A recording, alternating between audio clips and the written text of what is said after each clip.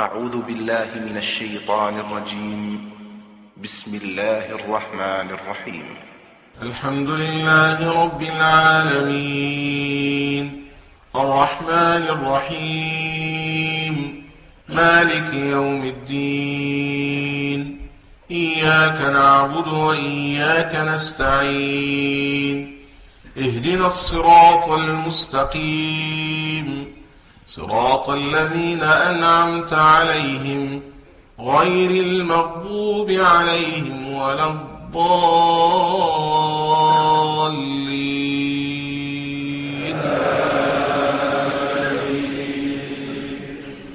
Bismillahirrahmanirrahim. D'abord une petite introduction sur le sujet du Coran, ce qu'on doit en savoir, des choses très très simples.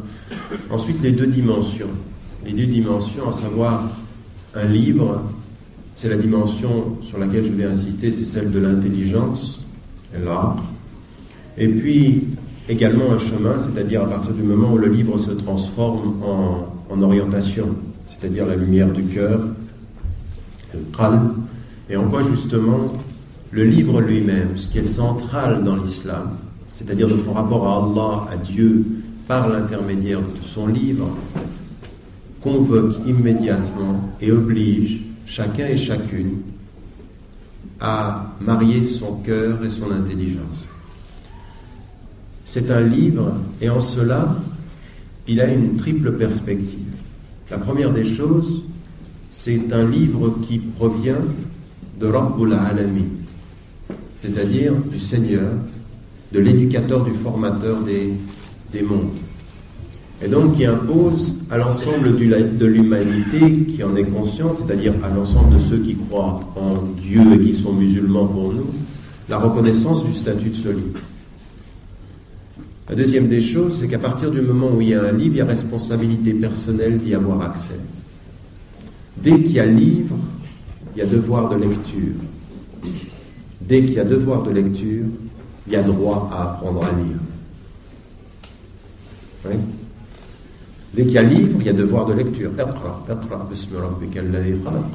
C'est la première des révélations. Lis au nom de ton Seigneur qui a créé. Mais dès qu'il y a lit, il y a apprendre à lire. Et donc, ce qui est le devoir lire, c'est le droit à l'apprentissage. Le droit à l'apprentissage de la lecture. Et ça amène aussi à la dimension de l'éducation. Toute société qui produit de l'analphabétisme et de l'incapacité à lire est une société qui empêche la conscience d'avoir accès au livre du maître de toutes les consciences. Donc c'est une responsabilité individuelle. Et en même temps, on va le comprendre, le statut de ce livre, c'est se savoir seul avec Dieu pour se savoir guidé parmi les hommes. C'est-à-dire de comprendre que ce guide, c'est nous guider parmi la vie, parmi les hommes, parmi les êtres humains. Donc la reconnaissance du Seigneur des mondes, la responsabilité individuelle et l'orientation collective.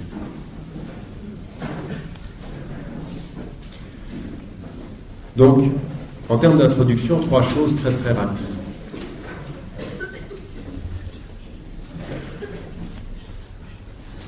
La première des choses, c'est de savoir que fait partie de Arkan al-Iman, des piliers de la foi, la reconnaissance du statut tout à fait particulier du livre. Le Coran, pour la conscience musulmane, pour la foi musulmane, pour l'intelligence musulmane, pour le cœur musulman, le livre, c'est Kalamullah.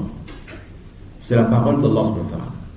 Avec une compréhension très très importante, c'est que le prophète a reçu la parole et l'a transmise telle qu'il l'a reçue, sans intervention de sa personne. C'est-à-dire le caractère absolu de la transmission de ce qu'il a reçu. Vous m'avez bien compris, ce qu'il a reçu, il l'a reçu dans l'absolu. Il n'y a pas d'altération dans cela. Et pour nous, cela veut dire que ce livre, avec lequel Allah subhanahu wa ta'ala nous dit d'avoir une relation particulière, il nous dit d'avoir une relation particulière parce que c'est sa parole. Dieu parle par ce livre à chacun d'entre nous et pour l'éternité. Premier principe qui fait partie de « Il a révélé les livres » et parmi ce livre, ces livres, le dernier, qui a été envoyé à Muhammad ibn Abdullah sallallahu alayhi wa sallam. Ça, c'est un principe qui est très important. Parce que dans la conscience que nous devons en avoir, c'est pas un livre que tu mets à côté des autres livres dans ta bibliothèque. C'est pas un livre que tu lis comme tous les autres livres sur ton bureau ou sur ton lit. C'est un livre qui, parce qu'il vient de celui qui a tout créé, exige adab al-qira'a. Adab, c'est-à-dire le respect, l'attitude, le comportement. On ne se met pas en face de ce livre n'importe comment. On ne s'habille pas n'importe comment. On ne le lit même pas n'importe comment. Il faut faire un effort quant à la compréhension de tilawa. Et tilawa, c'est la psalmodie. Raison pour laquelle, quand par exemple vous êtes à côté d'un savant et qui vous dit attention, le ha, ça se dit ha, et le ha, ça se dit ha, et le dha, ça se dit dha, et le ta, ça se dit ta, ça se dit pas ta, ça se dit ta. Vous pouvez penser que c'est les détails de la prononciation, et pourtant c'est adab al-qira'a. Il y a chacune des lettres fait appel à une dimension. Mais ça veut dire quoi? Ça veut dire que quand vous dites juste la lettre, vous faites en sorte que le lieu d'où sort la lettre est soumise au Créateur, c'est-à-dire que quand vous habituez chacune des parties même de votre corps à bien prononcer, c'est que ce que vous êtes en train de faire, c'est que vous réconciliez chacune des parties même de la phonétique à bien dire. La phonétique, c'est-à-dire la partie de votre de la prononciation, à faire un acte de soumission à la façon dont le texte est dit. C'est, je soumets mon cœur et je travaille ma prononciation pour soumettre mon être. Il y a cette attitude-là. Et là, tous ceux qui ont été entre les mains de Chouyour pour la lecture savent combien c'est très pointu. Moi, j'avais un cheikh, il avait une petite baguette comme ceci, il était à côté de moi et chaque fois que la prononciation était pas bonne, attention. Pourquoi? Pas pour me frapper, mais pour me dire là, attention. Attention, tu n'es pas en train de lire n'importe quel livre. Et donc, il y a un type de rapport dans la lecture, il y a un type de rapport à ce texte-là. Deuxième des choses, c'est de savoir que ce livre, il a deux dimensions. Il a l'absolu d'une descente et l'histoire des révélations. Inna anzalnahu fi laylatil qadr. Nous l'avons descendu dans cette nuit du destin, de la détermination. Cette nuit qui, Inch'Allah, s'il plaît à Dieu, va se réaliser dans quelques jours et dans quelques semaines ici parmi nous, puisque c'est Shahr Ramadan, qui vaut plus que 1000 mois. Donc, dans l'absolu de sa descente, et en même temps, dans l'historicité de sa révélation. Ça veut dire qu'en fait, du ciel le plus élevé au ciel le plus bas, une révélation. Et du ciel le plus bas à la terre des hommes, de multiples révélations, qui sont historiquement datées. 23 années de révélation. Et ce passage-là, de ces 23 années de révélation, il est fondamental pour nous. Savoir qu'un texte révélé qui vient de Dieu est lié à l'histoire d'une communauté pendant 23 années, c'est très important, parce que c'est ce qui va nous faire comprendre qu'est-ce que cela veut dire que Iqra, lis. Tu ne lis pas dans l'absolu. Ton cœur peut être avec Dieu dans une espèce d'absolu, comme ça tu sens que tu es au-delà du temps, tu es avec Allah, mais ton intelligence jamais. Jamais ton intelligence ne dépasse le temps. Toujours ton intelligence est liée au temps. Et la révélation, elle s'est faite sur 23 années dans le temps.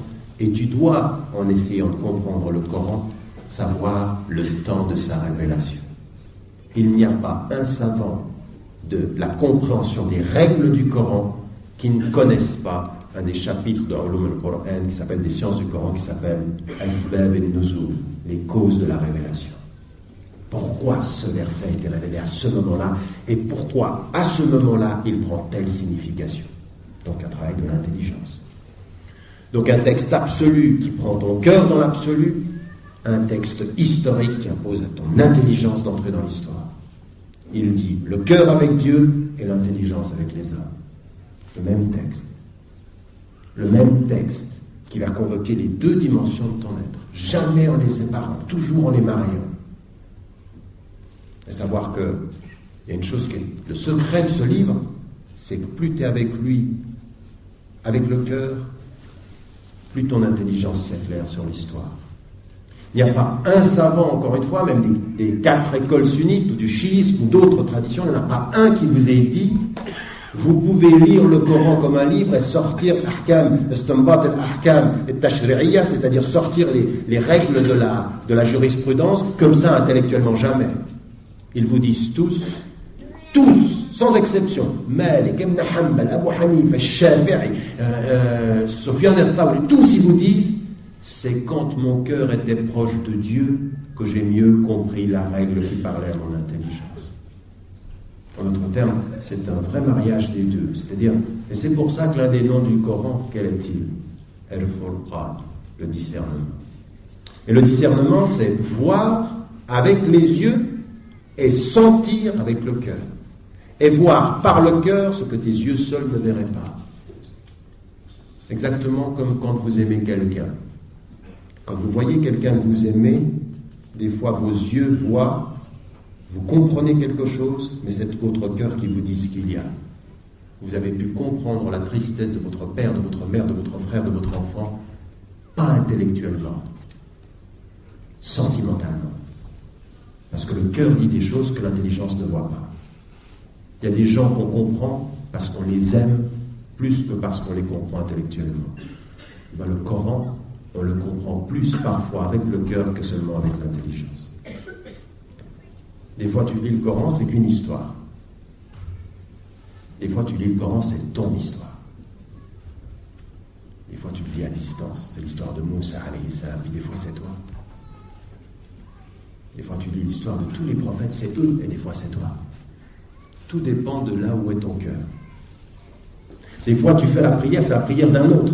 Tu n'y étais même pas. Ton corps y était, ton cœur y était pas. Puis des fois, c'était ta prière. Ben, le Coran, c'est ça.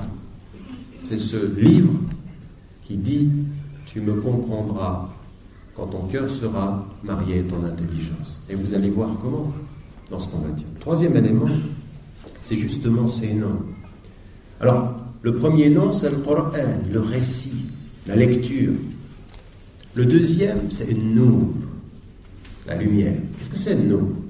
C'est ce qui permet de voir le réel, de voir le monde. C'est ce qui t'éclaire, c'est ce qui te montrera la route, la lumière. Deuxième, c'est le dhikr, le rappel.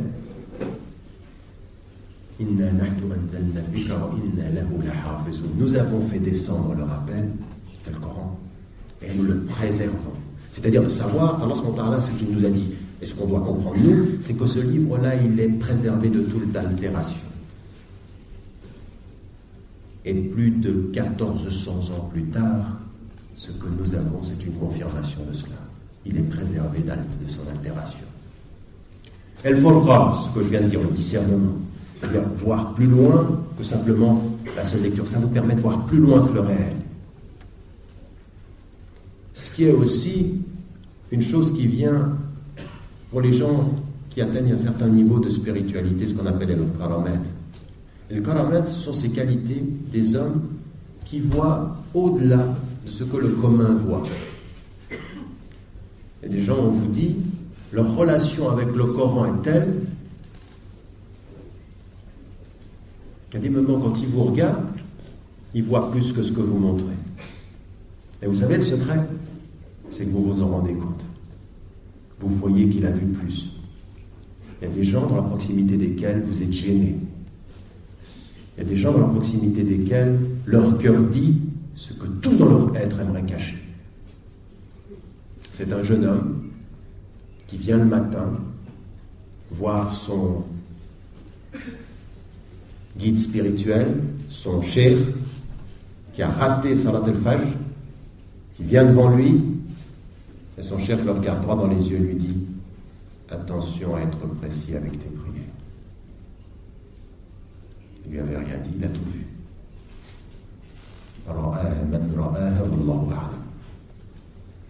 C'est ça que le Coran donne aussi comme dimension spirituelle, une dimension qui est une dimension au-delà de ce que le commun a.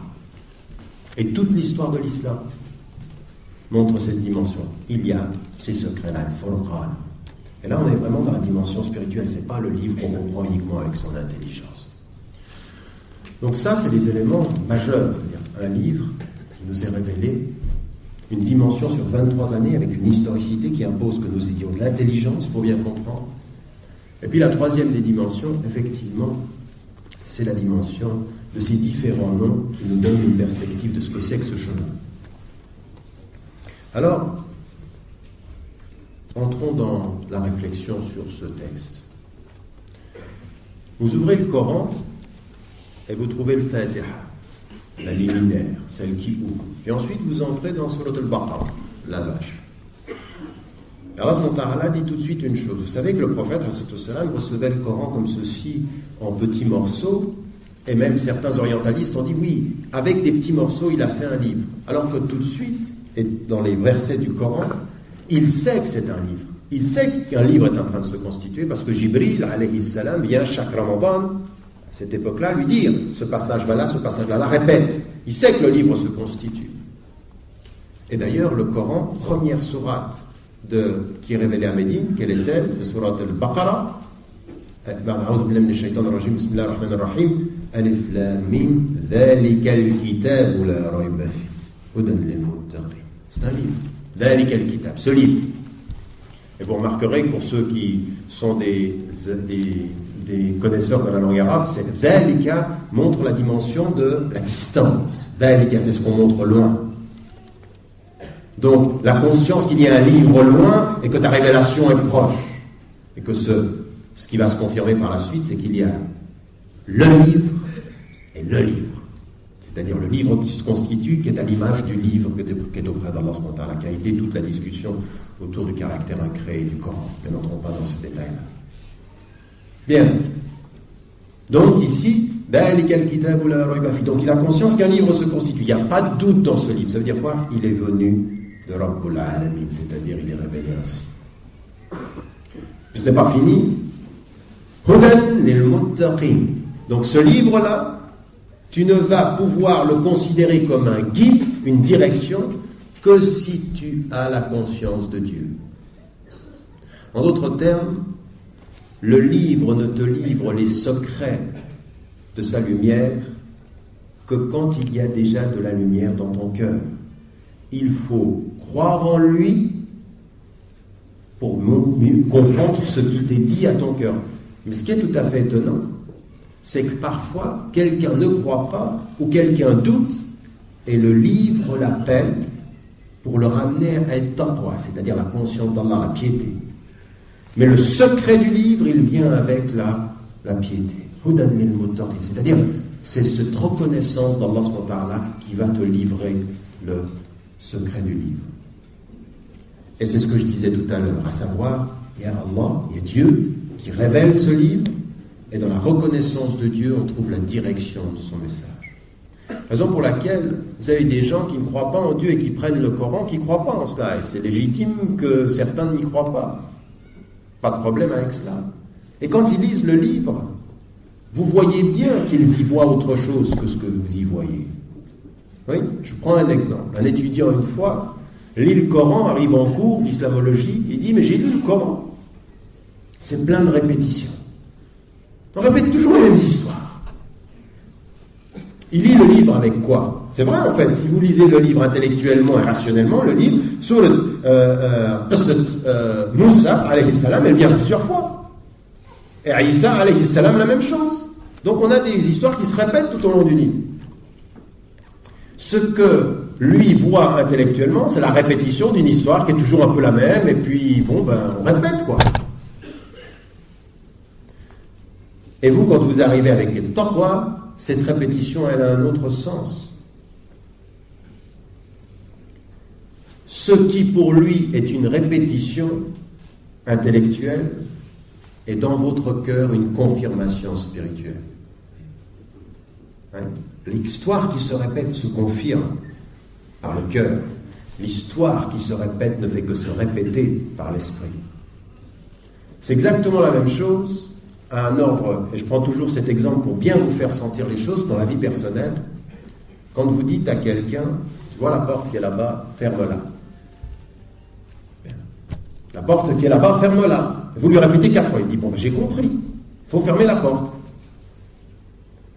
Là, j'ai parlé à son intelligence. Mais si je dis 4 fois à la personne, je t'aime, elle va pas dire, bon, j'ai compris, tu m'aimes. Quand on parle à mon cœur, on ne répète pas, on confirme qu'on aime. Quand on parle à l'esprit, on ennuie l'esprit par la répétition. Et taqwa, c'est la confirmation quand on est avec Allah dans cette dimension-là. Alors que la répétition intellectuelle, c'est effectivement quand on n'y a pas le cœur. Donc, premier des éléments, c'est que l'accès à ce livre-là, elle suppose un travail sur at-taqwa. Et le prophète, en montrant sa poitrine, a dit « taqwa », c'est-à-dire ça se travaille à l'intérieur. En d'autres termes, plus tu travailles spirituellement, plus les secrets du Coran te sont livrés, et plus les secrets du Coran te sont livrés, plus tu travailles spirituellement.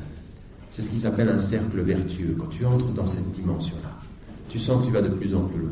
Tu sens que tu n'as jamais fini d'avancer. Chaque fois, le Coran te livre plus et plus de secrets. Mais c'est un cercle vertueux. Et plus ton cœur se ferme, plus le Coran se voile. Plus ton cœur se ferme, plus le Coran il commence à devenir vraiment un livre à distance. Si tu n'es pas proche de lui, tu es loin de toi. Et si tu es loin de toi, tu commences à être aveugle à son sens. Il y a une dimension comme ceci d'un véritable rapport. Et le mois, Shahr Ramadan alladhi unzila fihi al-Qur'an, le mois dans lequel il faut, à plus forte raison, ouvrir, faire cet effort sur son cœur, c'est ce mois, c'est cette école. L'école d'un mois pour être avec le Coran pendant les 11 mois qui suivent. Un vrai travail sur soi. Jihad al-Qira'a. Il y en a certains parmi vous dans cette salle ici, il faut leur dire, tu es entré dans Jihad al-Qira'a. L'effort de la lecture. Parce qu'ils sont tellement loin pendant toute l'année, qu'au moins pendant ce mois, il faut un véritable effort, un effort spirituel, de se prendre du temps pour lire le livre. Et ça, c'est une dimension qui est fondamentale pour nous.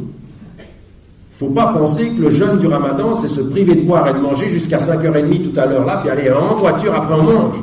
C'est vraiment une dimension, une disposition spirituelle, d'aller chercher les secrets de cette révélation aussi. Et si vous saviez les bénédictions du jeûne, vous savez qu'Allah SWT, parfois, il vous donne de la lumière dans votre cœur quand votre estomac est vide.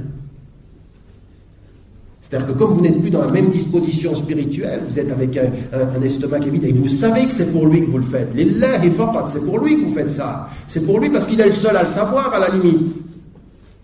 Vous le faites pour lui, et parfois par le fait que vous ayez faim, la proximité du livre vous donne une autre nourriture. Il peut remplir votre cœur quand vous êtes en train de vider votre estomac. Et parce que vous êtes dans une disposition différente.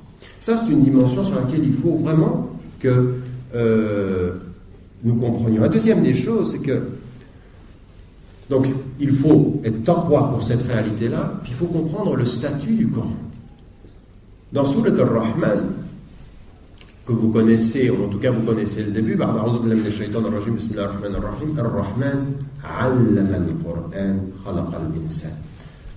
Regardez, Allah, Ar-Rahman, le tout miséricordieux. La première des dimensions, c'est que ce qu'il faut comprendre, c'est que la révélation du Coran, c'est une rahma. Il faut remercier Allah, il faut remercier Dieu d'avoir ce Coran parmi nous. Allama al-Qur'an, il le dit avant de dire khalaqa al-insan, ce qui est étonnant. On aurait pu penser qu'il a fait l'homme, puis ensuite, non. C'est pour montrer le statut du Coran. Il est le lien entre Ar-Rahman et l'Insan. Il est le lien entre Ar-Rahman, le miséricordieux, et l'homme. Et il a mis à côté du Coran un mot, Allama, la connaissance. Et le Coran suppose la dimension fondamentale de la connaissance. Et c'est ce que vous avez dans la première révélation. Iqra, a'udhu billahi minash shaitanir rajim, bismillahir rahmanir rahim, iqra, bismi rabbikal ladhi khalaq, khalaqal insana min 'alaq, iqra wa rabbukal akram, alladhi 'allama bil qalam, 'allama al insana ma lam ya'lam. Lis par ton Seigneur qui a créé l'homme d'un caillot de sang et qui lui a enseigné par la plume et qui lui a enseigné ce qu'il ne savait pas. Le Coran, ça doit être la révélation d'une connaissance. Et la connaissance, elle va être de deux types. Elle va être la connaissance intellectuelle et elle va être la connaissance spirituelle. C'est l'ilm ou al-ma'arifa. Ma'arifatullah, c'est connaître Dieu. Et l'ilm, c'est connaître les choses.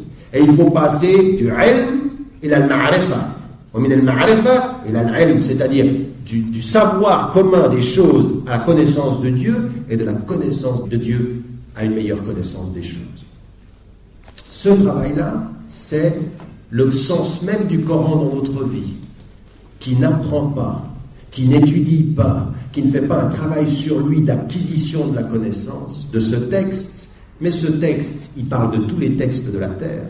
Ce texte nous parle d'un autre texte que nous disaient les savants, il parle du texte du monde. Et le monde, il est plein de textes. Il a un texte biologique, il a un texte physique, il a un texte mathématique, il a un texte astronomique, il a plein de textes. Ce texte vous parle de tous les textes. Et la connaissance de ce texte vous renvoie à toutes les connaissances du monde. Il n'y a pas en islam cette idée, il y a la connaissance du Coran qui annihilerait ou qui interdirait la connaissance des autres choses. Non, cette connaissance-là renvoie à toutes les connaissances, comme toutes les autres connaissances renvoient à cette connaissance. Et c'est un véritable chemin. Et l'ilm, c'est une ibadah, c'est-à-dire c'est une adoration. C'est pas uniquement quand vous vous mettez comme ceci en face d'Allah que vous vous mettez à prier que vous êtes en train de l'adorer. Qui d'entre vous prend un livre et dit Bismillahir Rahmanir Rahim, au nom de Dieu le miséricordieux, le tout miséricordieux, quand vous dites ça et que vous commencez à lire n'importe quel livre avec l'intention d'en savoir plus, vous priez. Vous êtes en train de prier. Simplement si vous savez ce que c'est que le savoir dans la vie d'un homme. Vous êtes en train de prier. Non, nous, je prie 5 fois par jour et je lis entre les prières. Mais non, apprendre, c'est prier. C'est prier naturellement. Tout ce que vous faites avec le souvenir de lui est une prière, c'est une sadaqa. Je veux dire, depuis que je suis arrivé là, je vous fais de temps en temps des sourires, vous ne le savez pas, mais moi j'engrange des hasanats. En termes commerciaux, ça rentre. C'est vrai, et vous aussi. D'ailleurs, vous ne souriez pas assez, les frères. Non mais c'est vrai, c'est sourire, sadaqa, le sourire, ça c'est des choses, c'est quoi? Alors le savoir, il est à ce niveau-là, il est au niveau de la prière. Alors posez-vous la question, quand on sait le statut du Coran dans la vie, on sait le statut du savoir pour la vie, et on sait le savoir pour Dieu. Et tous les savoirs deviennent utiles, tous. C'est pas uniquement... il y en a qui confondent apprendre le Coran par cœur avec le savoir. C'est bien, il faut apprendre. Hifz ou Coran, c'est quelque chose de très important. On demande à Allah subhanahu wa ta'ala en suivant le prophète sallam dans l'invocation, Allahumma allimna minhu ma jahilna wa dhakkirna minhu ma nasina. C'est-à-dire, on demande à Allah subhanahu wa ta'ala de nous donner du Coran ce qu'on a ignoré et de nous rappeler ce qu'on a oublié. Bien sûr. Mais attention, c'est un apprentissage par cœur, mais avec la compréhension. Les compagnons du prophète, paix et bénédiction soit sur eux tous, qu'est-ce qu'ils disaient? Ils disaient, mais nous, on apprenait 10 versets et on ne commençait à apprendre 10 autres versets que quand on savait ce que ça voulait dire. C'est pas la mécanique de l'apprentissage, c'est je comprends. C'est-à-dire, j'essaye de mettre mon intelligence au service de ma mémoire et non pas ma mémoire en absence d'intelligence. Et ça, malheureusement, c'est ce qui nous arrive souvent. Beaucoup de mémoire, peu d'intelligence. Non, de la mémoire servie par de l'intelligence et de l'intelligence qui illumine la mémoire. C'est-à-dire que tout à coup, quand vous êtes dans une situation de la vie, la mémoire du Coran vous vient et son intelligence vous aide et vous trouvez une solution pour agir. Mais la mémoire et l'intelligence. Pas la mémoire qu'on répète. Ça s'appelle comment? C'est une chose qui est déterminante et qui est une des maladies de l'islam aujourd'hui, c'est l'imitation. Je répète et je ne comprends pas. Et puis parfois, on répète tout ce qui va nous protéger de la compréhension. On a quelqu'un qui nous agresse, on a quelqu'un qui nous pose une question, on a quelqu'un dont le regard, il ne nous aime peut-être pas tellement, alors pour se rassurer, on utilise le verset comme une défense, pas comme une compréhension. Alors on regarde quand il y a par exemple un chrétien qui nous a interpellé sur une question qui nous a gênés, ou un juif qui nous a interpellé sur une question dont nous n'avions pas la réponse, on regarde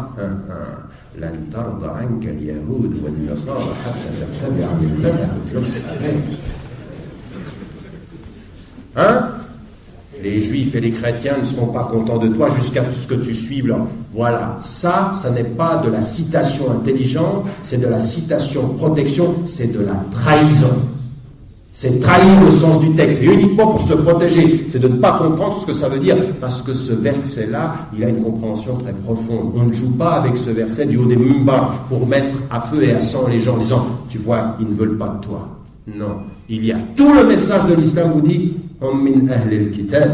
ils sont des gens du livre, et faites attention, celui d'entre vous qui sera injuste avec eux, je témoignerai contre eux le jour du jugement dernier. C'est ça l'essentiel aussi. Donc il ne faut pas utiliser ces versets uniquement pour se dire attention, ils ne sont pas là contents avec nous, et pour se protéger de regarder en face nos propres insuffisances. Peu sûr de soi, le mieux c'est de rejeter les autres.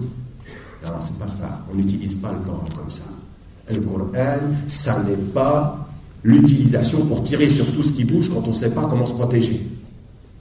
Et ça, nous, on est des champions. Même dans le couple, c'est comme ça. Dès qu'on ne sait plus comment être avec son mari ou avec sa femme, et un petit verset du Coran pour lui dire tiens, inna kaydahunna azim, tu vois, elles sont rusées, les femmes. Qu'est-ce que c'est que ça? Il y en a qui sont des champions. Tu ne les vois pas citer le Coran, mais dès qu'il s'agit de se disputer, et ça on l'a vu dans le couple et on le voit contre les savants, c'est ce qu'on appelle les tafadis, c'est des gens qui se lancent des versets comme ça, simplement en les citant, ou des fatwas, simplement en les citant. Ça n'est pas ça, la compréhension du Coran. Vous ne pouvez pas faire ça avec le Coran. Alors là, on en rit, mais j'aimerais vous dire que l'état de notre communauté, dans la relation qu'il y a avec le Coran, ça peut faire pleurer. Ça peut faire pleurer parce que c'est des véritables versets tribunaux. Ce ne sont pas des versets lumière, ce sont des versets tribunaux. Je te juge au moyen de ma citation. Et en plus, on se donne le droit de ne pas supposer qu'on interprète. Quand je cite, j'ai dit la vérité du Coran. Donc ça, c'est un élément qui est important et donc qui va supposer une intelligence. Dès qu'Allah nous dit « Iqra », il nous dit « lis ». Lis, c'est-à-dire mémorise, prends. Mais ça veut dire aussi comprends. Comprends ce qui t'est donné. Alors, cette compréhension, elle a 3 dimensions. La première des choses, c'est comprendre le sens de la révélation. Le sens de ce qui nous est donné. Alors Allah, il a parlé un langage arabe simple pour que nos intelligences comprennent. Ce n'est pas un livre compliqué en matière de compréhension. Et faites attention, ce n'est pas un livre compliqué en matière de compréhension, mais c'est un livre profond en matière de signification. C'est pas pareil. Ça veut dire quoi? Ça veut dire que, en fait, vous tirez du Coran ce que votre intelligence y voit. Il y a des gens, ils lisent du Coran et quand tu les écoutes, même ça arrive avec des chers. Vous n'avez jamais remarqué des chouyours comme ça? Vous asseyez en face de certains et ce qui vous dit du Coran, c'est juste, c'est ce qui est écrit. Mais c'est que ça. Et tu t'assieds en face d'un autre, tu dis subhanallah, où il est allé chercher ça? C'est que dans le texte, c'est son intelligence qui lui a permis d'en tirer plus. Et il y en a, et moi je me suis assis en face des fois de chouyours, subhanallah, ils vous prennent, mais vous dites, mais je n'y aurais même pas pensé avec 3 fois plus d'intelligence que ce que j'aurais, de ce que j'ai. Ils vous emmènent tellement loin, vous dites subhanallah. Moi, par exemple, une chose qui m'a vraiment... Je vous donne un exemple. Ya ayyuha alladhina amanu la tadkhulu buyutan ghayra buyutikum hatta tasta'nisu wa tusallimu ala ahliha. Ô vous qui portez la foi, ne rentrez pas dans des demeures avant d'avoir demandé la permission et de saluer sur les gens qui y sont. Bon, n'entrez pas dans les demeures, hein, vous êtes en face de la porte, n'entrez pas chez quelqu'un. Et il y en a un cher, ça je lis une fois un passage et il dit, vous savez ce que ça veut dire aussi? Ça veut dire que quand vous êtes en face de quelqu'un, son cœur c'est sa maison. Vous ne rentrez pas dans le cœur de quelqu'un avant de lui demander la permission et de lui saluer. C'est-à-dire, en fait, avoir la psychologie du cœur de qui tu parles. Savoir comment tu frappes à la porte du cœur de quelqu'un. C'est-à-dire qu'il voit une dimension symbolique. Moi, je ne l'avais même pas vue. Vous l'aviez vue. Et vous vous dites, subhanallah, ça veut dire qu'en fait, partout où tu entres, c'est une demeure. Et c'est vrai. Et sakan, c'est bien la demeure. Ton cœur, c'est une demeure. Ton intelligence, c'est une demeure. Ta maison, c'est une demeure. Le Coran se comprend à plusieurs niveaux. Et ce qu'il faut de ce point de vue-là comprendre, c'est qu'il y a des niveaux de compréhension, des niveaux d'intelligence. Donc le sens. Ensuite, il y a l'objectif. Pourquoi ce verset? Alors, tout de suite, qu'est-ce qu'on comprend? On comprend en fait que l'objectif du verset est lié à la circonstance de sa révélation. Vous ne pouvez pas comprendre un verset si vous ne le mettez pas en situation. Et cette mise en situation, elle est effectivement révélatrice du sens. Elle est révélatrice du sens et parfois vous ne comprenez vraiment le sens du verset et son objectif que quand vous connaissez la circonstance de la révélation. Et ça veut dire quoi? Ça veut dire qu'il n'est pas donné à n'importe qui de prendre le Coran et dire j'ai compris le sens de ce verset comme ça. Il faut comprendre que tu peux spirituellement, n'importe lequel d'entre nous peut comprendre le Coran, ce qu'on appelle le qira'at ta'abudiyya, c'est-à-dire la lecture d'adoration, mais pas n'importe qui d'entre nous peut comprendre le sens, l'objectif d'un verset. Quand par exemple vous avez, là c'est vraiment simple, c'est élémentaire, quand Allah subhanahu wa ta'ala dit dans le Coran, إذا جاء بعد أعوذ بالله من الشيطان الرجيم بسم الله الرحمن الرحيم إذا جاء نصر الله والفتح ورأيت الناس يدخلون في دين الله أفواجا. Quand Allah subhanahu wa ta'ala dit ça, vous savez, si vous regardez les tafsirs qui vous le contextualisent, que c'est l'annonce de quoi? C'est l'annonce de sa mort. Le prophète ﷺ comprend par cette révélation-là, par les larmes de son ami Abu Bakr as-Siddiq radiyallahu anhu, il comprend que c'est terminé. Sa mission est terminée. Et donc, là, vous comprenez le sens en fonction du contexte. Alors ça, c'est des choses élémentaires, mais il y a énormément de ahkam, il y a énormément de versets qui doivent être lus à la lumière du contexte. Le sabab et le nuzul, c'est-à-dire pourquoi ça a été. Et là, c'est une intelligence aussi, alors l'intelligence du sens, l'intelligence de l'objectif, et également l'intelligence des exigences. Pourquoi? Parce qu'il y a certains versets qui vous disent une exigence, qui vous disent une prescription, puis en même temps, elle dit des conditions, elle dit des allègements, elle explique que... Donc, vous devez aussi connaître tout le contexte qui est lié à cette prescription. Et là, ça nous fait comprendre une chose, c'est que le Coran, il est accessible à chacun de nous en matière d'adoration. Il n'est pas accessible de la même façon à chacun de nous en termes d'intelligence de compréhension. Il faut systématiquement aller plus loin, mais il n'appartient pas à quelqu'un qui n'a pas une vision globale du Coran de commencer à donner des avis juridiques ou à commencer à dire j'ai compris ça. Tafsir le Coran, l'exégèse, le commentaire du Coran suppose un travail, suppose une science. C'est une science, on n'est pas en train de jouer. Donc ici, le Coran, c'est un livre qui a plusieurs niveaux. Et à un haut niveau, il exige une science dans l'interprétation, une compréhension du message global. Et c'est ce qu'on va appeler quoi? L'interprétation. Ça peut être le ta'wil ou le tafsir. Le tafsir, c'est le commentaire, et le ta'wil, c'est l'interprétation. Et regardez le secret de ce livre. Il est unique, ce livre. Il y a un Dieu, un prophète, un livre. D'accord? Il n'y a pas le tawhid. Tawhid, ça c'est l'axe de l'islam, un Dieu. Le Rasoul, un prophète. Ou le kitab, le Coran, un livre. Un, on n'a pas plusieurs. Mais en même temps, ce livre, il va être utilisé par les hommes, vécu et interprété par les hommes. Et immédiatement, quand il y a Iqra, il va y avoir la dimension de l'interprétation. Et cette dimension de l'interprétation, elle est soumise à des règles. Pour pouvoir interpréter, il faut connaître l'arabe. Pour pouvoir interpréter, il faut connaître la grammaire. Pour pouvoir interpréter, il faut connaître les causes de la révélation. Pour pouvoir interpréter, il faut connaître les circonstances. Il faut savoir qui était impliqué. Pourquoi est-ce que ça vient à ce moment-là? Il faut connaître le message global. Ça demande à savoir. Mais ce que vous allez voir par rapport à cela, c'est une chose extraordinaire. Un livre et plusieurs interprétations acceptées depuis le départ. Et c'est fondamental ça. C'est que l'islam, la religion unique pour nous, a accepté parmi les musulmans la divergence d'opinion. Avec un livre, des opinions diverses, mais acceptées. Acceptées dans les limites des règles d'interprétation. C'est-à-dire que quand vous avez un mot, ce mot il peut avoir plusieurs sens, et il doit permettre l'interprétation en plusieurs sens, mais il ne peut pas avoir le contraire de son sens. Donc il y a des limitations. La limitation, c'est la lecture du texte en fonction des normes de la langue, qui doivent être connues, mais les normes de la langue permettent différentes interprétations. Par exemple, entre les savants, Quru, par exemple, dans le Coran, quand il est dit, par exemple, le terme des périodes de menstruation. Certains ont compris Quru, c'est le moment où la femme est indisposée. Et quand il est mis en évidence 3, ils prennent les 3, et donc ça fait quoi? Ça fait 2 mois.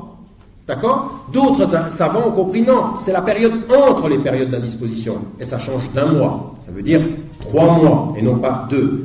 C'est des interprétations diversement acceptées. Pourquoi? Parce que le sens des mots permet cette marge d'interprétation. Et ça, qui le sait?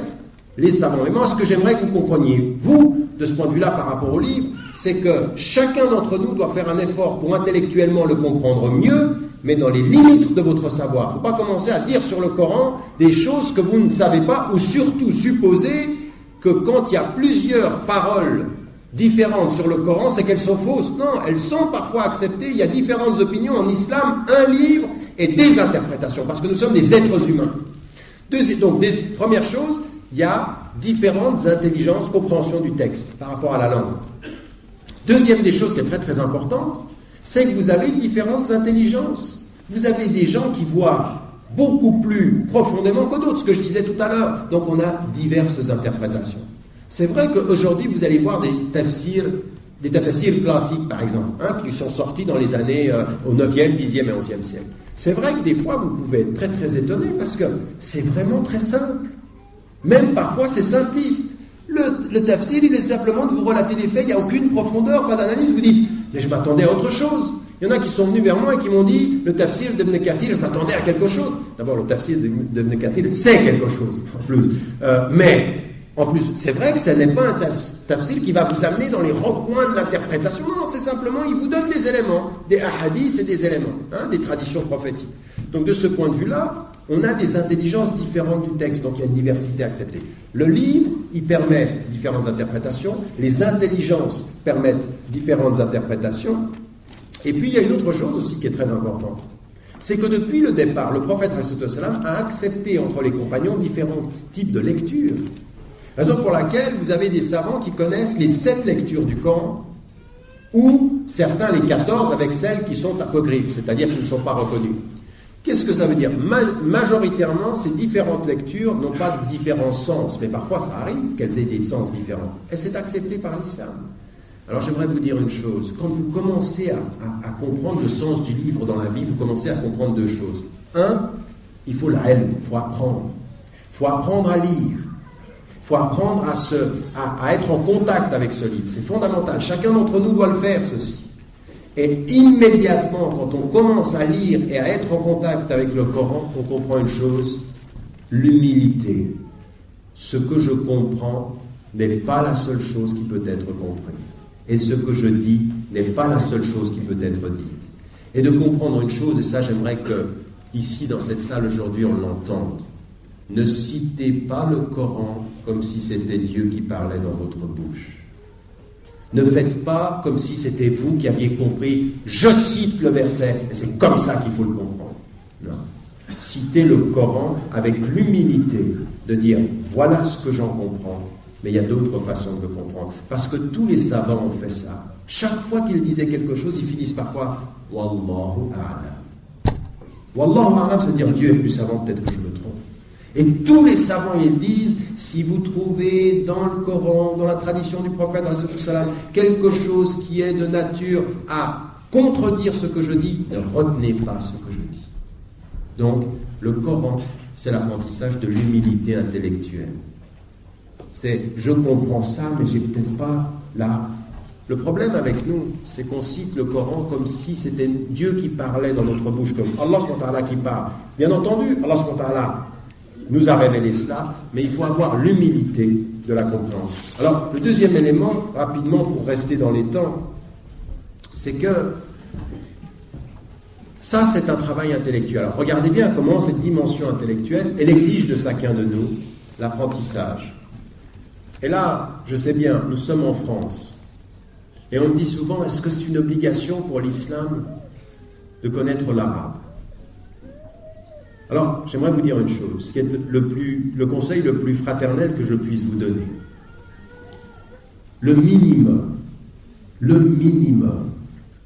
c'est d'apprendre l'arabe pour pouvoir avoir une lecture du Coran. Le minimum. Vous ne serez peut-être pas arabophone, n'aurez pas une maîtrise de la langue peut-être, mais le minimum, c'est de faire un effort pour pouvoir prendre le livre tel qu'il a été révélé et le lire selon les règles de sa révélation. Le minimum. Je vais vous dire une chose. Dès que vous savez le lire, et que vous avez des traductions, puis que vous pouvez parfois revenir à la traduction, le livre c'est clair. Quand vous êtes en train de, certains d'entre vous tout à l'heure, Inch'Allah, je l'espère, vous allez faire le tarawih. Mais quand vous faites le tarawih et que vous entendez l'imam dire le Coran et que vous comprenez ce qu'il dit, ça change beaucoup de choses. Parce qu'à des moments donnés, vous faites le tarawih et vous attendez qu'il finisse. N'est-ce pas? Elles sont longues. C'est long. Parce qu'on ne comprend pas ce qu'il dit. Et là, ce qu'il faut, c'est pas ça. C'est comprendre.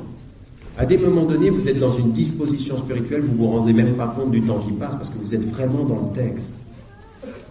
Et alors, qu'est-ce que ça veut dire? Parfois, il faut se préparer. Vous savez que dans le tarawih, il va dire ça. Vous prenez le texte, vous le lisez, et même vous le lisez en français pour savoir ce qu'il va dire. Comme ça, vous suivez un peu, vous avez des mots qui viennent. Plus vous faites ça, plus les mots vont venir. La somme de mots du Coran n'est pas infinie. Au bout d'un moment, plus vous faites ce travail arabe, français, plus le secret vient et vous commencez à comprendre ce qui est dit. Il faut que vous acquériez ça. Toute conscience musulmane qui entend le Coran et qui ne comprend pas ce que ça veut dire en arabe est en train de perdre l'une des perles de la vie. Vraiment. Parce que quand vous commencez à savoir, ça vous prend. Ça ne veut même pas dire, comprenez-moi bien, que quand vous ne savez pas, ça ne vous prend pas. Allah subhanahu wa ta'ala, il a mis du secret dans cette langue. Des fois, tu ne comprends rien et ton cœur, il part avec. Je rappelle toujours cette histoire-là d'un jeune homme. Moi, je vous le dis, mais je vous le dis même pas en plaisantant, ça a été un de mes chiours dans cette vie-là, en France. Ce jeune homme de 14 ans qui, un jour, à la fin d'une conférence comme celle-ci, dans une mosquée, me regarde droit dans les yeux avec les yeux rouges par la drogue et qui me dit « Pourquoi vous ne parlez pas de ce qui nous intéresse? Pourquoi vous êtes toujours dans les nuages? Pourquoi vous ne parlez pas de notre vie ?» Et ce jeune homme, je voulais le prendre avec moi pour aller discuter. Il se trouve que j'avais ma voiture à l'extérieur de la mosquée. Je l'ai pris, je l'ai mis dans la voiture. Et je ne sais pas ce qui m'est arrivé. Je veux dire, j'ai poussé la cassette. Je le voyais, il n'était pas bien, il était comme ça. J'ai poussé la cassette et le Coran s'est mis en marche. Il s'est mis à pleurer. Il était long, il comprenait. Après, je l'ai su, il ne comprenait pas. Il ne savait pas l'arabe. Mais il y a quelque chose qui l'a pris. Il m'a dit, c'est ça. Il se mettait à pleurer. Alhamdoulilah, maintenant, il est plus près et ça avance. Mais ce que j'aimerais vous dire, c'est que parfois, l'arabe, même si vous ne le comprenez pas, le Coran, il a un secret. D'accord? Il a un secret. Youssouf Islam, Cat Stevens, s'il est venu à l'islam, il a dit, vous savez, moi, c'est pas les hommes. Qu'on ne soit pas prétentieux, c'est pas nous qui avons amené des fois les gens à l'islam. Des fois, c'est l'exemple des jeunes. Mais lui, il a dit, moi, c'est le Coran. Jeffrey Lang, un de ceux qui écrit le plus aux États-Unis, il a dit, c'est pas les hommes, les musulmans n'ont pas amené à l'islam, c'est le Coran. Il y a quelque chose. Donc, même le Coran, quand tu ne comprends pas, quand tu ne comprends pas l'arabe, il a ce secret-là. Mais nous, quand on est avec Allah subhanahu wa ta'ala, quand on sait cela, ceux parmi vous, il faut faire cet effort au moins pour quand vous entendez le Coran lu en arabe, de comprendre ce qui est dit. Au minimum ça, pour que vous ne soyez pas simplement des gens qui répètent les mots et qui ne comprennent pas le sens. Donc il y a un secret. Il y a un secret et le Coran spirituellement, il parle à plusieurs niveaux. Il parle effectivement simplement parce que il est construit, et c'est pour ça qu'il est dit dans le Coran, venez avec une sourate, venez avec 10 sourates, venez avec un Coran comme celui-ci. Jamais personne n'a pu rentrer en compétition avec ce texte. Non pas simplement pour la forme, mais cette forme particulière, cette façon de revenir sur la sonorité, cette façon de nous prendre, Allah qui nous parle, c'est quelque chose qui parle à ton cœur, c'est quelque chose qui nous parle et vis-à-vis de laquelle il faut se mettre en disposition. Raison pour laquelle il faut savoir écouter ce Coran. Ansitu, est-il dit dans le Coran, ça veut dire taisez-vous, c'est-à-dire faites silence. Il y en a certains d'entre nous, vous savez, il vaut mieux éteindre le Coran quand vous parlez que de le mettre en bruit de fond. Il y en a certains, ils l'ont dans la voiture, puis commencent à parler. Là, non, attention, là aussi, adab. D'accord, adab, ça c'est vraiment important, c'est-à-dire qu'il faut faire attention à ce Coran. Vous l'écoutez, vous ne l'écoutez pas, mais vous ne le mettez pas, c'est pas la télévision qu'on met en toile de fond ou en musique de fond, non, c'est pas la radio. D'accord? Et là, de ce point de vue-là, il faut une attitude aussi de concentration quand on le lit. Ça, c'est le premier élément. Le deuxième élément, c'est qu'il a aussi des secrets, c'est ce que je voulais vous dire. À un moment donné, plus on le lit, plus il révèle ses secrets. Alors, pourquoi est-ce qu'on le lit si souvent? Parce que c'est dhikr, justement, il les rappelle. Mais plus notre vie avance, plus on vieillit, plus chaque fois qu'on l'entend, il dit autre chose. C'est jamais la même chose. Et ça vient d'où? Ça vient du rapport que l'on a avec son cœur. Ça vient du rapport qu'on a avec sa vie. Et là, chacun d'entre nous, c'est pour ça que le prophète disait Allahumma ja'alna min ahli al-Qur'an. Dieu fait que nous soyons des gens du Coran. C'est-à-dire ces gens qui sont dans la lecture et qui font tout ce travail spirituel d'en comprendre le secret. Et là, à des moments donnés, il ne faut pas commencer à y ajouter de la quantité. Certains d'entre vous, alors pendant Shahr al-Ramadan, le minimum en français ou en arabe, c'est d'essayer de s'en tenir à 1/30 par jour. Essayez de le lire en un mois. Si vous ne pouvez pas, la moitié, mais vous devriez pouvoir avoir des moments comme ceci où vous avez un temps où vous lisez 1/30, de façon à avoir lu tout ce Coran. Si vous pouvez le faire en arabe, à la barakatillah. Si vous ne pouvez pas, vous le faites en français. Mais avoir cette... Et là, ça c'est pendant le mois du Coran, et il faut le faire bien, de façon concentrée. Mais dans la vie de tous les jours, comme le mois du Ramadan, c'est une école pour tout le reste des mois, il faut avoir un contact régulier, quotidien avec ce livre. Et là, j'aimerais vous dire une chose, il y en a certains, ils se disent, chaque jour, je lis 15 pages. Alors ils sont comme ça, chaque jour 15 pages. Effectivement, ils lisent 15 pages, mais comment? Donc ils disent, bon, j'ai 10 minutes, 15 pages, allez hop. Non, lis 3 versets plutôt que 15, 3 versets bien plutôt que 15 pages. Lis en fonction du temps que tu as et de la disposition spirituelle que tu as. Tu as 10 minutes, lis 2 versets, mais médite-les, réfléchis, sache ce que tu dis.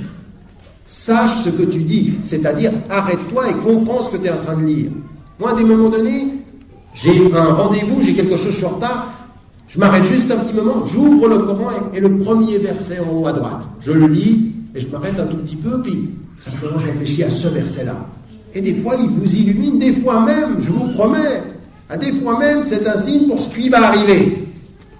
Il m'est arrivé à des moments donnés d'être dans des rendez-vous, je me dis, subhanallah, subhanallah, ce que je viens de lire, c'est quelque chose qui a à voir avec ce qui m'arrive maintenant. Vous ne savez pas. Alors, ceux qui ne croient pas en Dieu disent, le hasard fait bien les choses.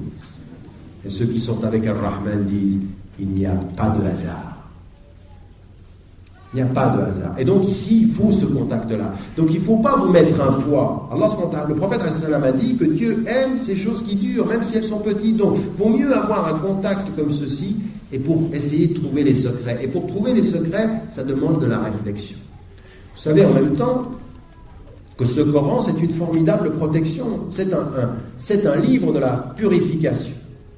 Et vous avez dans le Coran, وَإِذَا قَرَأْتَ الْقُرْآنَ جَعَلْنَا بَيْنَكَ وَبَيْنَ الَّذِينَ لَا يُؤْمِنُونَ بِالْآخِرَةِ حِجَابًا مَسْتُورًا. Quand tu lis le Coran, nous mettons entre toi et ceux qui ne croient pas au jour du jugement dernier une protection, un voile épais. Alors la circonstance de la révélation, c'est effectivement que quelqu'un venant insulter et s'en prendre, le prophète ne l'avait pas vu. Mais ce que ça veut dire pour l'éternité, c'est que dans la lecture de ce livre, il y a une protection, ça te protège. Ça te protège. Quand, par exemple, vous allez vous coucher, juste avant de dormir, les deux dernières sourates du Coran, les dire, c'est se protéger. C'est se protéger, d'avoir en permanence à la bouche Ayat al-Kursi. Pas comme un pendentif. Pas simplement dire Ayat al-Kursi. Non, il y en a qui y ont comme un pendentif et ils croient que ça suffit. Ça, c'est de la superstition. Oui, Ayat al-Kursi, c'est bien de l'avoir, mais pas en pensant, puisque je l'ai là, je suis protégé. Non, c'est comprendre ce que l'on dit. Ayat al-Kursi, c'est le verset tiré de Surat al-Baqarah, qui est une protection contre ce qui peut nous arriver de mal. Mais là, on est dans l'ordre de la spiritualité. C'est comme ça qu'il faut être avec le Coran. C'est savoir que c'est vrai ce que je vous dis. C'est pas visible, mais c'est vrai. Il y a plein de choses qui sont vraies, qui ne sont pas visibles. Je peux vous donner un exemple. Je ne le ferai pas, c'est Ramadan. Je peux frapper le frère. Il aura mal, c'est vrai, et ce sera invisible. Vous ne verrez pas son mal et il aura mal. Il y a plein de choses vraies qu'on ne voit pas. Plein dans la vie. La spiritualité, c'est ça. C'est de savoir vrai ce que mes yeux ne voient pas. Et c'est vrai. C'est la formule de Ibn Mas'ud toujours. C'est vrai cela. Donc de ce point de vue, il faut véritablement,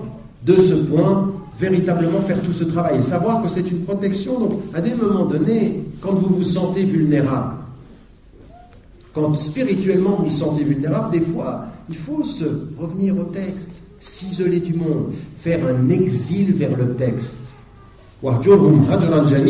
Exile-toi d'eux d'un bel exil, c'est parfois ça. L'exil, c'est parfois le retour au livre. Retour à lui, ça veut dire retour à moi. Le livre, c'est ce par quoi je reviens à Dieu en pensant à moi. Le livre, c'est ça, je reviens à Dieu et je pense à moi. C'est-à-dire que le livre, il me renvoie à moi, toujours. Et je pense à lui. Et ça doit être, c'est comme ça que les secrets sont révélés. C'est comme ça qu'on comprend la dimension spirituelle. Quand le prophète, il va vers les compagnons, il dit, est-ce que vous pouvez lire le tiers du Coran en une nuit? Il dit, mais non. Comment est-ce que je peux lire le tiers du Coran en une nuit? C'est pas possible. Il lui dit, lis Surat al-Ikhlas. أعوذ من الشيطان الرجيم بسم الله الرحمن الرحيم قل هو الله أحد الله الصمد لم يلد ولم يولد ولم يكن له كفوا أحد صدق الله العظيم. Je viens de lire un tiers du Coran. Là, c'est pas vrai. Je viens simplement de lire 5 versets. Mais quand je le lis de tout mon être, de tout mon cœur, et que je suis avec l'unique, là, c'est un tiers du Coran. Vous voyez la différence? Vous pouvez lire à la surface et lire avec le cœur. Cette dimension, c'est là que le Coran devient un chemin. C'est là que le Coran devient vraiment ce chemin, cette guidance. Hudan lil muttaqin. Hudan, c'est-à-dire véritablement un vrai travail qu'il faut faire sur soi. Posez-vous la question, chacun d'entre vous aujourd'hui, ici, on est là pour la responsabilité personnelle, on n'est pas là simplement pour se réunir à 400, on est là pour se poser la question spirituellement, mais qu'est-ce que je fais moi de cela? Quand on est dans une société, c'est là que c'est le plus important, quand on est dans une société qui est une société où on a du confort, où on a de la consommation, la relation avec le Coran est un djihad. La relation avec le sens spirituel, ça devient un djihad, c'est-à-dire laisser les choses, laisser la consommation, laisser les choses qui nous prennent, et puis venir finalement prendre du temps pour lire et comprendre le science du savoir. J'aimerais vous dire une chose, plus vous lisez le Coran, plus vous avez envie de savoir de choses. Parce que ça vous parle de tellement de choses, vous avez envie de connaître plein de choses. Connaître, mais pas simplement les sciences islamiques, toutes les sciences. Vous avez envie, vous devenez curieux des hommes. Parce que le Coran, il vous renvoie à cette curiosité-là. Allez de par le monde et regardez, c'est ce que nous dit le Coran. Et nous, on est là, on lit ceci de façon beaucoup trop mécanique. Peu de Coran chaque jour, approfondir cette réflexion-là, comprendre que c'est une protection spirituelle, connaître les quelques sourates et les quelques versets qui sont des protections spirituelles, connaître par exemple que... Des petites sourates, cette petite sourate qui parle du tremblement comme ça, dont le prophète a dit, elle est comme la moitié du Coran. Et Kul ya ayyuhal kafirun, un quart du Coran. Ça veut dire quoi? Ça veut dire méditer ça, c'est petit, mais c'est profond. C'est simple à la compréhension, mais c'est très profond spirituellement. Si seulement on y vient. Alors il y en a, ceux que j'appelle, ceux qui font la prière TGV, vraiment, ils s'expédient ces sourates, ils n'y réfléchissent même pas. Et mieux, parfois, ils ne savent même pas ce qu'ils disent. Alors ce travail-là, ça n'est absolument pas possible. Le Coran doit devenir cette lumière, le Furqan, ce discernement dans nos vies et les passages à répéter. J'aimerais terminer, ce sera ma conclusion en 2 ou 3 minutes avant que la prière de Asr, et puis ensuite on reviendra pour les questions, parce que là je vois que c'est le déferlement. J'aimerais simplement terminer pour vous dire une chose. Vous avez 2 solutions avec tout ce qu'on vient de dire. Simplement, effectivement, cette lecture, ou alors faire du livre, du Coran, un livre et un chemin pour aujourd'hui dans votre vie. Et c'est là ce que ça veut dire. Ça veut dire vivre avec lui. Ça veut dire s'inspirer de ses enseignements. S'inspirer de ses enseignements, c'est plusieurs choses. Alors faites attention, parce que je vois souvent certains, ils sont très contents avec le Coran, ils disent c'est un livre scientifique, il y a tout le savoir scientifique qu'il y a dedans. Ceci est la vérité. Oui, vous connaissez la cassette, vous connaissez peut-être le livre. Attention, le Coran n'est pas un livre scientifique. Tout ce qui est pour nous ne contredit pas les sciences, mais ne le réduisez pas à un livre scientifique. C'est un livre de foi, c'est un livre d'orientation, c'est un livre de guidance, de morale. Ça n'est pas un livre de mathématiques ou de chimie ou de physique. Mais plus les sciences avancent, plus on se rend compte qu'il n'y a pas de contradiction. Et c'est tout ce qu'il faut dire. Et il y a des choses qu'on comprend mieux aujourd'hui. Avec plus il y a de science, plus on comprend mieux. Quand il est dit est-ce que l'homme croit qu'on ne va pas pouvoir réunir ses os? Non, nous sommes au contraire capables de refaire jusqu'à sa phalange, son doigt. Les premiers musulmans qui reçoivent ça au 7e siècle disent bon, qu'est-ce que ça veut dire? Ça veut dire, est-ce que l'homme croit qu'on ne va pas pouvoir réunir tous les os de son corps? C'est tout. Non, nous allons pouvoir faire jusqu'à son doigt. Ceux qui ont reçu cette révélation, qu'est-ce qu'ils ont compris? Ils ont compris simplement, non seulement il va réunir tous nos os, mais il est même capable à faire ce petit morceau de notre corps. Qu'est-ce qu'ils ne savaient pas à l'époque? Ce qu'ils ne savaient pas à l'époque, c'est que sur ce petit morceau de doigt, il y a une chose que j'ai et qu'il n'y a personne dans la salle d'autre qui est que moi. Il n'y en a pas un d'entre vous, pas un sur la surface de la terre, pas un autre comme moi qui ait cette empreinte digitale. Vous ne pouvez pas le savoir. Vous pensez qu'on ne peut pas refaire vos os? On va même refaire ça. Alors, ce moment-là, il va faire ça. Cette petite empreinte digitale, il en est capable. C'est avec la connaissance scientifique qu'on s'aperçoit qu'on apprend mieux le Coran, on sait mieux ce que ça veut dire. Donc les connaissances scientifiques nous aident à plus approfondir, mais ne faites pas du Coran un texte où on commence à citer pour les sciences. Dire par exemple, oui, alors Darwin s'est complètement trompé, le Coran dit que... Attention, d'abord il faut étudier Darwin, puis ensuite il faut étudier le Coran, parce qu'il y en a parmi vous qui disent sur Darwin, c'est des choses qu'il n'a jamais dites. Il répète simplement, et parfois dans le Coran, il y a des choses qui ne sont pas en totale opposition avec un certain nombre de thèses reconnues par les savants, à savoir par exemple qu'il y a une évolution, qu'il y a des évolutions. Des savants réformistes ont dit le Coran ne s'y oppose pas. Et yom, jour, c'est pas 24 heures, c'est des périodes de temps. Tout cela, des savants sont venus. Alors faites attention, vous, avec votre compréhension, de ne pas venir réduire le texte. Donc le Coran, c'est pas un texte scientifique. Mais par contre, ce qu'il faut, c'est l'avoir dans sa vie pour s'inspirer dans sa vie de sa dimension-là. Alors c'est s'inspirer dans son intelligence. Ce que je viens de vous dire, par exemple, ça nous permet de réfléchir. Les histoires des prophètes. Les histoires des prophètes sont extraordinaires. À des moments donnés, vous regardez votre communauté et vous regardez même des gens que vous avez aimés. Vous avez vu, il y a des gens que vous avez aimés, avec lesquels vous avez vécu, puis le jour où ils vous voient être plus pratiquants, où ils vous voient être plus spirituels, ils vous rejettent. Et puis vous regardez le Coran, vous vous dites, mais tous les prophètes sont cités de cette façon-là. Ahahum, Hud, Ahahum, Shuaïb, tous ils ont été rejetés par ceux qui les ont aimés. Que finalement votre peine à vous, elle n'est pas neuve. Il y a une histoire de la tension entre les hommes. Que quand vous lisez sur le Yusuf Islam, il est venu à l'islam par Surat Yusuf. Et Surat Yusuf, elle raconte une histoire extraordinaire. C'est qu'à un moment donné, il y a une espèce d'attraction comme ceci avec une femme, et lui il dit la prison est mieux pour moi que ça. 2003 à Paris, ça parle encore, non? Non? Ça parle pas, cette histoire de la tentation, cette histoire du corps qui vous prend et que parfois vous avez de la peine à retenir avec le cœur. Ça parle encore. C'est ça qu'il faut avoir dans son cœur. C'est cette dimension de l'enseignement des histoires, parce qu'à ce moment-là, il sait que nous avons encore un côté enfant. Nous aimons ces histoires. Ces histoires nous disent plus parfois que le raisonnement intellectuel. Donc il faut les avoir en soi. Se souvenir des prophètes, se souvenir du prophète, et donc dans ces histoires, l'avoir comme ceci, s'inspirer dans sa vie quotidienne et faire ce double travail. L'intelligence pour comprendre et le cœur pour s'orienter. Et la compréhension du cœur, il faut le mettre à disposition. Raison pour laquelle il ne faut pas une lecture rapide. Vous savez, le prophète alayhi salam disait, on terminera là-dessus, Inna hadha al-Qur'an nazala bi-huzn. Ce Coran est descendu avec la tristesse. فَإِذَا قَرَأْتُمُوهُ فَابْكُوا فَإِن لَمْ تَبْكُوا فَتَبَاكُوا. Ce Coran est descendu dans la tristesse. C'est un livre qui est lourd. Inna sanulki alayka qawlan thaqila. Nous allons faire descendre sur toi des paroles spirituellement très très lourdes. Eh bien, il est descendu dans la tristesse. Si vous le lisez, pleurez. Et si vous ne pleurez pas, concentrez-vous, orientez-vous, poussez-vous à pleurer.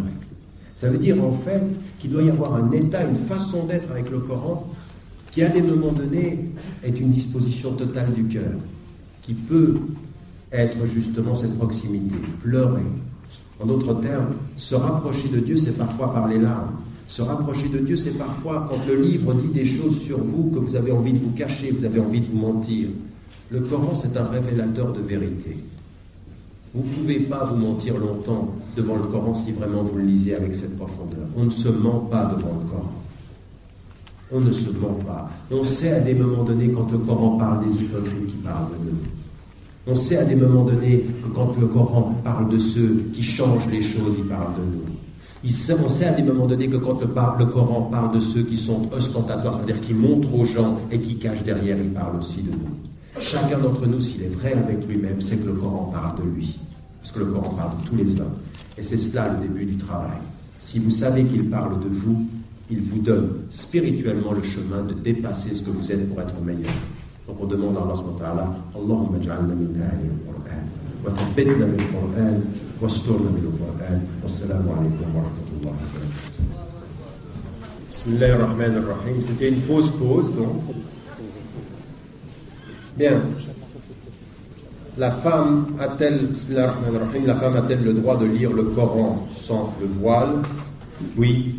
Il y a effectivement des savants qui disent le mieux c'est une tenue et c'est une attitude, c'est l'attitude qui compte. Peu de savants, ils sont une minorité qui ont imposé le foulard pour la lecture, mais effectivement, une femme avec le Coran, quand elle le lit, peut le faire sans le foulard. Ce qu'il faut pour tout le monde, c'est la pudeur de l'être et la présence du cœur. Oui, mais cette prescription-là n'est pas une obligation. Lorsqu'on lit le Saint-Coran en français, a-t-on le même salaire que lorsqu'on le lit en arabe? Pratiquement bil-ijma', les savants disent non. Que le hasanat, c'est qira'at al-Qur'an bil-lugha al-arabiyya, c'est-à-dire qu'il faut de ce point de vue-là, dans l'intention, parce que vous savez que chaque harf, il vous donne des hasanat. D'accord? Chaque harf, c'est-à-dire, chaque lettre, d'accord, vous donne une hasanat. Donc, la lecture en arabe, l'effort que vous faites pour lire en arabe, vous apporte ces hasanat. Maintenant, dans l'intention que vous faites de lire en français, il y a bien sûr des hasanat, mais ce travail à faire pour le lire en langue arabe est, Inch'Allah, plus récompensé dans la langue originelle. Et comme je sais que vous êtes un peu commerçant dans la région, dépêchez-vous d'avoir des hasanat en apprenant un peu l'arabe. Non mais c'est vrai, c'est important aussi de se rendre compte, mais bien sûr que vous avez des hasanat en français, mais l'effort de la lecture en langue arabe, et puis pas simplement dans la lecture de la langue arabe, et tilawa, c'est-à-dire comment on le dit, et tilawa sahiha, c'est-à-dire vraiment la bonne prononciation, la bonne, ça c'est ce qui nous donne. Alors pourquoi existe-t-il plusieurs explications du Coran? Ça c'est une bonne question. D'accord, c'est la même?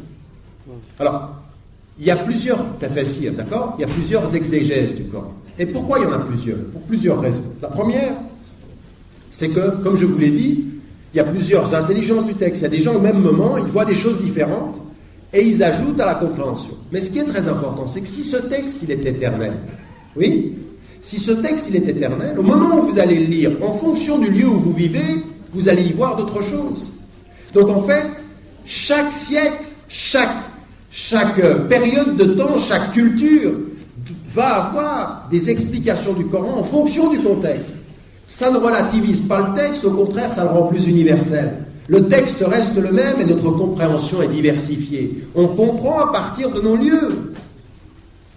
Quand vous voyez qu'il y aura des espaces d'ombre et de l'eau et du lait, vous pensez que vous avez la même impression que ceux qui étaient dans le désert, qu'il n'y avait pas d'ombre, il n'y avait pas d'eau, il n'y avait pas de lait? Quand tu lis ça dans le Coran, tu te dis, Masha'Allah, Toi, en plein hiver, tu lis ce passage-là, tu te dis, Masha'Allah, c'est pas la même chose, parce que là, il parlait un contexte qui était de dire, là où vous êtes exposé au soleil, sachez que le paradis, c'est l'ombre. Oui? Ben là, vous, quand vous êtes dans une situation de froid, c'est autre chose que vous allez voir dans le Coran. Chaque contexte, il voit quelque chose de particulier à sa situation.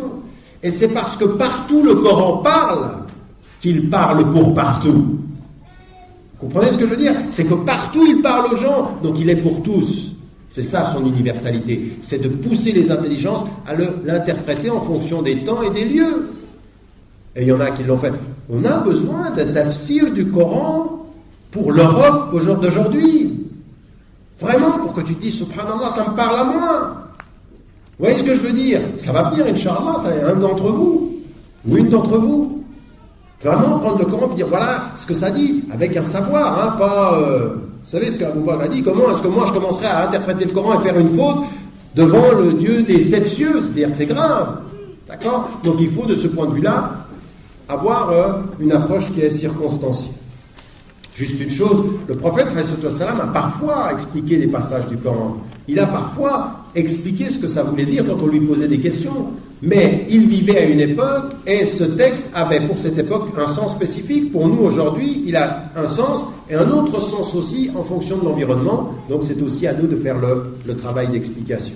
أعوذ بالله من الشيطان الرجيم بسم الله الرحمن الرحيم الحاقة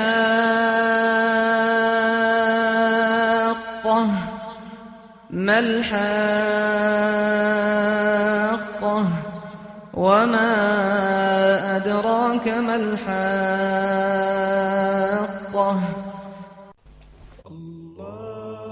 Pour plus d'informations sur nos productions, visitez notre site www.islam-france.com.